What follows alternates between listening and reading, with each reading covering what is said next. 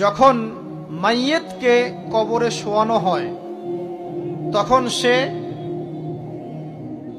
তাকে দাফন করে যাওয়া ব্যক্তিদের হাঁটার খসখস আওয়াজ শুনতে পায়।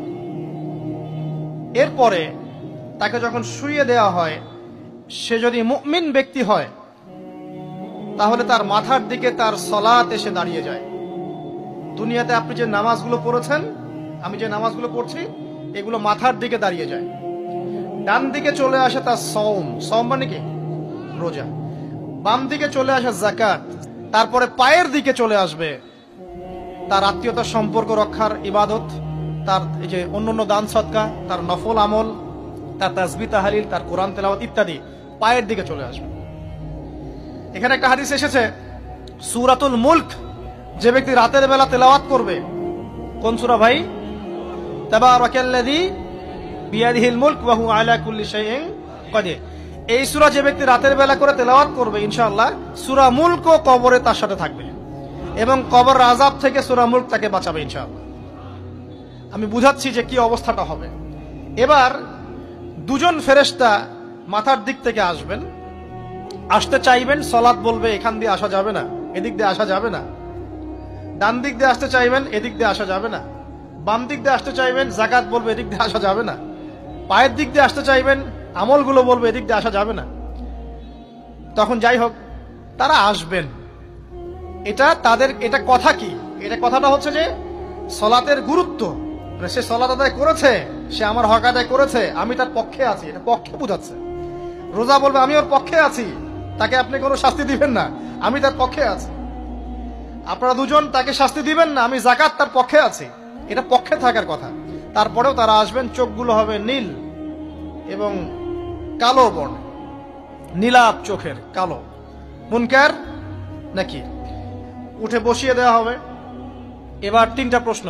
প্রথমে প্রশ্ন হচ্ছে কি, মান রব্বুক, তোমার রব কে? তখন মুমিন বান্দা বুক ফুলিয়ে বলবে রব্বি আল্লাহ, আমার রব কে? আল্লাহ। পৃথিবীতে যে ব্যক্তি আল্লাহর সাথে শিরিক করে নাই, আল্লাহ তাওহীদের উপর থেকেছে এবং তার উপরে মৃত্যুবরণ করেছে, ইনশাআল্লাহ সে ব্যক্তি এর উত্তর নির্দ্বিধায় দিতে পারবে ইনশাআল্লাহ। আর দুনিয়াতে যে বা যারাই আল্লাহর সাথে শিরিক করবে, আল্লাহর সাথে শিরকের পাবে লিপ্ত হবে, ওই অবস্থায় মারা যাবে, তাওহীদের উপর থাকবে না, কোশ্চিন কালেও মান রব্বুক উত্তর দিতে পারবে না। তারপরে প্রশ্ন হয়ে যাবে মা দীনুক, তোমার দিন কি ছিল? মুমিন বান্দা উত্তর দিবে কি? দিন ইয়াল ইসলাম, আমার দিন ছিল ইসলাম। এখানে শুনে রাখেন, পৃথিবীতে যারা ইসলামকে পরিপূর্ণরূপে পালন করবে তারাই এই উত্তর দিতে পারবে ইনশাআল্লাহ। যারা ইসলামকে ঠাট্টা বিদ্রুপের হাসি তামাশার পাত্র বানিয়েছে, মন চাইলে কিছু করি, মন চাইলে কিছু করি না, সহজগুলো একটু আমল করি, বাকি কিছুর আমল ধারি না, হ্যাঁ, নামাজ পড়ি, সুদ ছাড়তে পারি না, ঠিক আছে, বছর বছর ওমরা করি, এদিকে ঘুষ দুর্নীতি ছাড়তে পারি না, ইসলামকে ঠাট্টা তামাশার পাত্র বানিয়েছে, এরা কোশ্চিন কালে উত্তর দিতে পারবে না মা দীনুক। দিনে পরিপূর্ণরূপে ইসলামে প্রবেশ করতে বলেছেন আল্লাহ রাব্বুল আলামিন। যারা পরিপূর্ণরূপে ইসলামে প্রবেশ করবে এবং ইসলামের প্রতিটা মৌলিক বিধান মেনে চলবে, ইনশাআল্লাহ তারা এর উত্তর দিতে পারবে। এরপরে আসবে তৃতীয় প্রশ্ন। নবী সাল্লাল্লাহু আলাইহি ওয়াসাল্লামকে দেখানো হবে। যখন দেখানো হবে তখন সূর্য যখন ডুবে যায়, যে দৃশ্যটা আমরা দেখতে পারি না, ওই দৃশ্যটা ভেসে উঠবে এবং মুমিন বান্দা অস্থির হয়ে যাবে, বলবে আমাকে ছেড়ে দাও, আমি নামাজ পড়বো। সুবহানাল্লাহ। কারণ তার কাছে মনে হবে যে আসরের ওয়াক্ত হয়ে গেছে, আসরের ওয়াক্ত হয়ে গেছে, আসরের ওয়াক্ত চলে যাচ্ছে, আমাকে নামাজ পড়তে হবে। চিন্তা করেছেন? ওই যে একটা হাদিস আছে না, যে 7 শ্রেণীর মানুষকে আল্লাহ রাব্বুল আলামিন আরশের ছায়া দিবেন। তার মধ্যে এক শ্রেণীর মানুষকে, যার অন্তর মসজিদের সাথে ঝুলে থাকে, তার মন মসজিদের সাথে ঝুলেছিল, এই সূর্য ডুবে গেল বলে আমাকে ছেড়ে দাও, আমি নামাজ পড়তে যাব। তখন ফেরেশতারা বলবেন তোমাকে নামাজ পড়তে দেয়া হবে, তবে তার আগে তুমি এর উত্তর দাও। কি উত্তর? এই ব্যক্তির দিকে তাকাও। তখন নবী সাল্লাল্লাহু আলাইহি ওয়াসাল্লামকে দেখানো হবে, সাল্লাল্লাহু আলাইহি ওয়াসাল্লাম দরুদ পড়বেন। বলা হবে যে এই ব্যক্তির সম্পর্কে তোমার কি ধারণা? মান হাযা রাজুলু বুইসা ফীকুম, এই ব্যক্তি কে, যাকে তোমাদের কাছে পাঠানো হয়েছিল? মুমিন ব্যক্তি নির্দ্বিধায় বলে দিবে যে তিনি হচ্ছেন আমার নবী মুহাম্মদুর রাসূলুল্লাহ সাল্লাল্লাহু আলাইহি ওয়াসাল্লাম। দেখুন, পৃথিবীতে যে বা যারাই নবী সাল্লাল্লাহু আলাইহি ওয়াসাল্লামের সুন্নতের উপর আমল করবে, ইনশাআল্লাহ সে তার উত্তর দিতে পারবে। দুনিয়াতে যারা নবীর সুন্নতের 5 পয়সা পরোয়া করছে না, তার আদর্শের 5 পয়সা দাম দিচ্ছে না, তারা কোশ্চিন কালে উত্তর দিতে পারবে না। নাম হতে পারে আব্দুর রহমান, আব্দুর রহিম, নবীর সুন্নতের ধার ধারে না, তারা উত্তর দিতে পারবে না। নবীর সুন্নতের গুরুত্ব কত গভীর, এটা আমাদেরকে এখান থেকে বুঝতে হবে। তাই প্রিয় যুবক ভাইরা, মুসলিম ভাইরা, আমাদের জীবনটাকে নবীর আদর্শ এবং সুন্নতে ঢেলে সাজাতে হবে।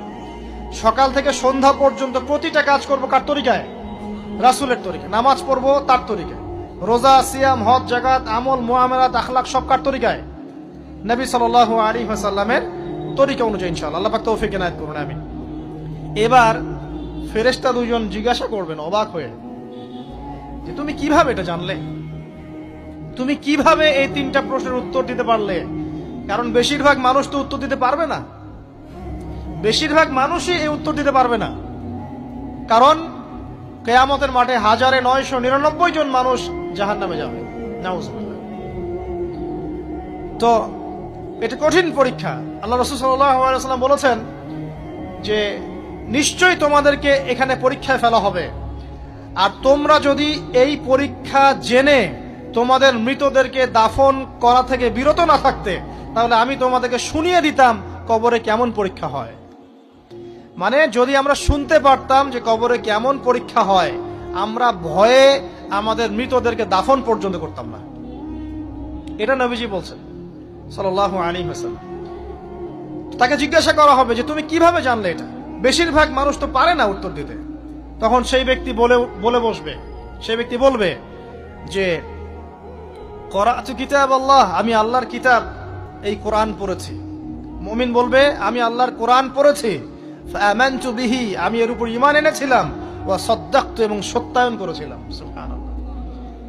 অতএব দুনিয়াতে যারা দ্বীনের জ্ঞান অর্জন করছে না, কোরআন পড়ছে না, হাদিস পড়ছে না, পড়াশোনার চেষ্টা করছে না, জানার চেষ্টা করছে না, কবরে পাওয়া ডিফিকাল্ট আছে। এটা একটা অন্যতম প্রশ্ন। আমরা কিন্তু মনে করি 3টা প্রশ্ন হচ্ছে, আসলে প্রশ্ন হচ্ছে কয়টা? 4টা। 3টার পরে আরো একটা এক্সট্রা। কিভাবে জানলে? তখন উত্তর দিচ্ছে আমি আল্লাহর কিতাব পড়েছি, ঈমান এনেছি, সত্যায়ন করেছি। সুবহানাল্লাহ।